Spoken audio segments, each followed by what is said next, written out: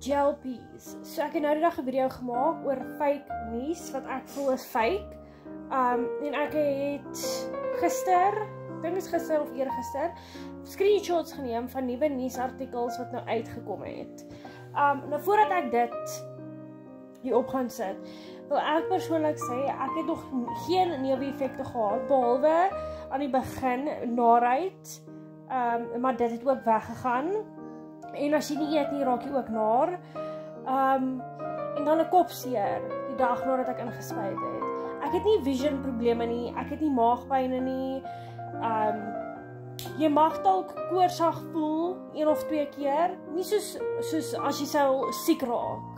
Daai beginstadium, dalk so voel. Andersins het ek nog nie enige neeweffekte gehad, soos wat hulle hierso sê.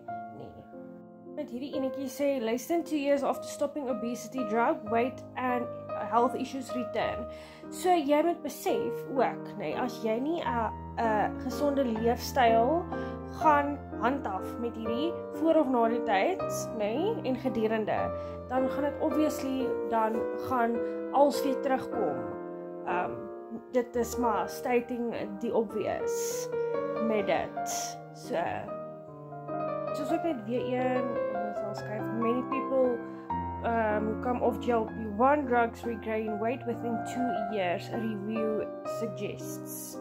Hierso, as mense net in die kommentaar, julle kan daar lees. Dis basically they're stating the obvious. Ek voel die mense try dat mense nie hierdie gebruik nie en fake news versprei, maar mense moet ook besef, obviously you're stating the obvious. As jy van dit gaan afklim en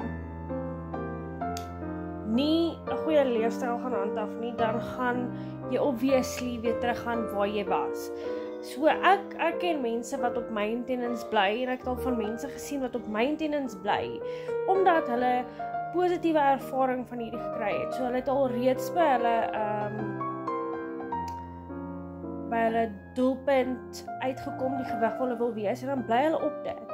Want joint pain raak minder, inflammasie raak minder, en klomp ander goed wat positief vir mense was. Soos ek in my vorige video ook gesê het, dink ek net eerlik, jy weet, as daar nie probleme is in die lewe, hoe gaan dokters en mense wat hierdie goed gemaak het, geld daaruit maak op die einde van die dag, as almal nie meer hierdie issue het nie.